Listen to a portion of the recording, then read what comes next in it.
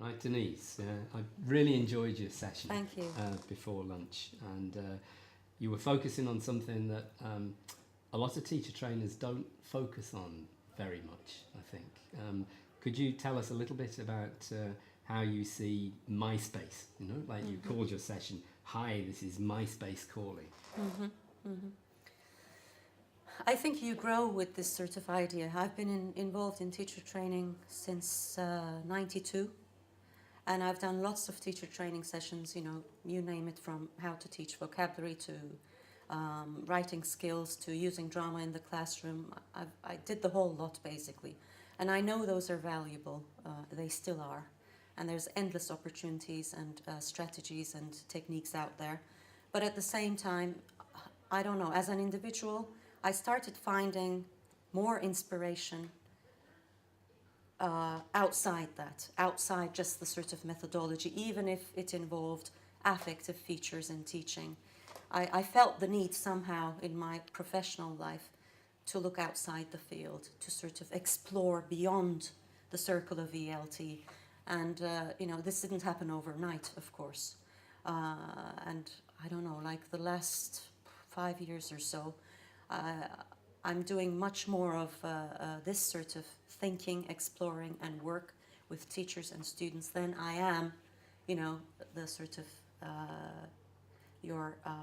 what's the right adjective? I don't know, but like the sort of normal teacher training session. And I'm involved a lot in trainer training as well. And regardless of what I do, also in my role as director, I think my space doesn't change. I think, you know, we all have our spaces, but we're not given the opportunities. And we don't, to begin with, we don't give ourselves that opportunity. And like I was saying in the session, I don't think space, the concept of space, is the same as time. And I think teachers and students feel helpless, maybe more so teachers, when you talk about time. And you get it everywhere when you do research, you know, people saying, "Oh yes, but I don't have time for this," or "I don't have time for that," "Oh, there's no time for that in the classroom." It's not time, it's space. And what do I understand by space? I think is, for me, space, my space, is thinking. It's where I channel my energy and my imagination and creativity. And that's why I don't see it as related to time necessarily. Could be as simple as 1 minute. And I love it, and I grow with it. I listened to the 2 podcasts on your website where you talked about learner observation of classrooms. Could you? I found that fascinating. Could you describe a little bit of that? This was years ago, but I've sort of encouraged. Since then, I have been encouraging other colleagues to try it out as well. And they've been doing 3-way observations, 4-way observations, etc. Mine was getting the learners involved as observers. I was hesitant initially. I thought, well, you know, even teacher trainers need to be trained as observers to do a proper job of observing classrooms. But I said, you know, the people who are at the heart of all of this are the learners, and they're not involved. So with simple observation tasks in my own classroom, I got learners involved, and this was actually an upper intermediate repeat class. I'll never forget that. They had huge motivational problems, and I thought this might also be a useful way of getting them involved in a different way. And to say, look, what you're sharing with me and with your friends is important, and we appreciate that. So what I would do was particularly focusing on the less motivated students, approaching them, asking them outside the classroom whether they would want to get involved in such an observation, and they would sort of it boosted their confidence. Basically, they would sort of say, "Yes, of course, you know, I could do that." But with simple tasks, you know, the simplest one that I remember, and I would still use it if I were to get learners involved. What's the teacher doing? You know, you could say stage, however they just go. What's the teacher doing? What are the students doing? My friends doing? How do I feel about this? As simple as that. 3 columns, and they can write in Turkish, they can write in English, doesn't matter because it's the data. And then I talk to the learner afterwards. I get him or her to share their observation with the class, etc. I mean, there were other tools I used as well, like mini surveys and lesson recordings, but as you're asking about the learner Quite observations. radical ideas, aren't they? Though? A lot of teachers would Well, shy away from some of that. you mean getting the learners involved? No, getting the teachers to do those kind of getting the learners involved in that way. Right. Yeah. I'd love to see more of that. But, Yeah. And you have a new book out, The Less Easily Definable in Effective Teaching. A new book out, but my only book. I'm really interested in that image from Thank you. bird watching. Yes. GISS. GISS. GISS. Could you explain that? Right. Okay. Gosh, you really have done some homework. That's my only book actually, so it's not like a new book out. But I wish you it's all the best with it. Thanks Yeah, very yeah, much. yeah. It's based on my PhD research from the year 2000. I think the way it started was in working as a teacher trainer at Bilkent University at the time. Now I'm at Sabancı.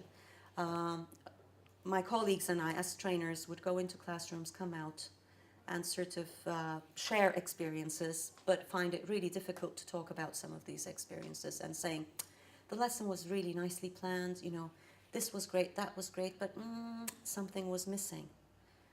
And we just kept calling this something missing it, IT, right? It was missing, but what is this it? And around that time, I was taking my PhD classes and getting ready to decide on what area I was going to do my research in. That's how it started.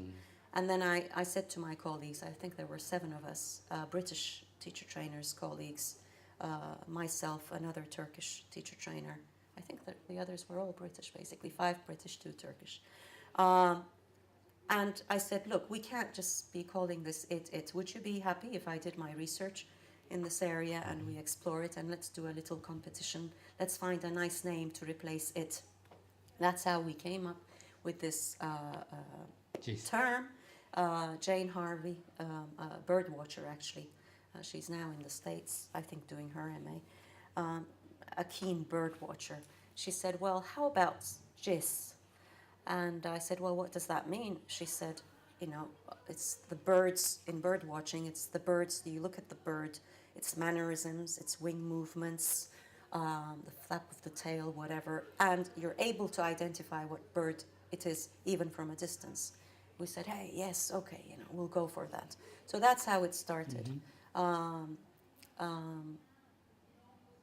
And of course, it's lots of data, but we don't have time for it. So in a nutshell, what it basically represents is all the aspects in teaching and learning processes that are less easily definable.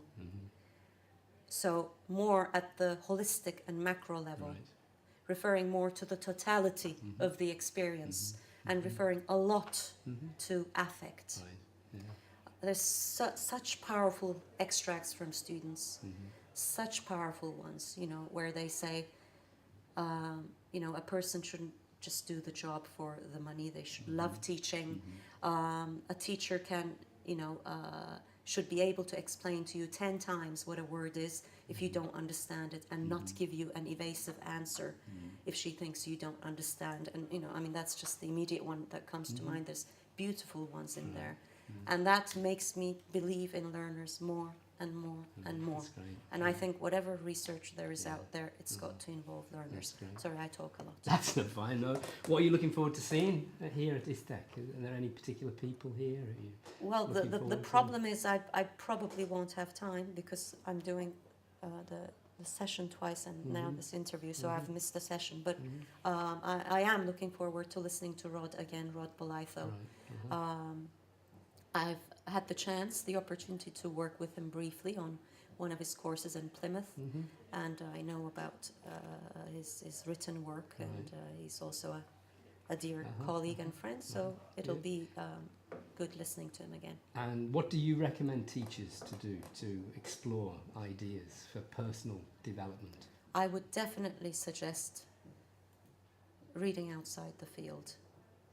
In addition to, of course, I'm not saying put the ELT books aside. Tim Galway. Yes. Yeah, Tim Galway, Tony Humphreys, Malcolm Gladwell, Fred Wolf, quantum physics, Dr. Quantum, and I'm sort of going like that, and it's just great. And all the inspiration you get, you would not get that from your best ELT book out there. You can't. And I just feel so sorry when I see what I've missed out on all these years. So I say this to everyone. At every conference, all the colleagues I work with, I say it to everyone. Read outside the field, whatever you might enjoy. I couldn't agree more. And philosophy, definitely. Great. Thanks very much, Deniz.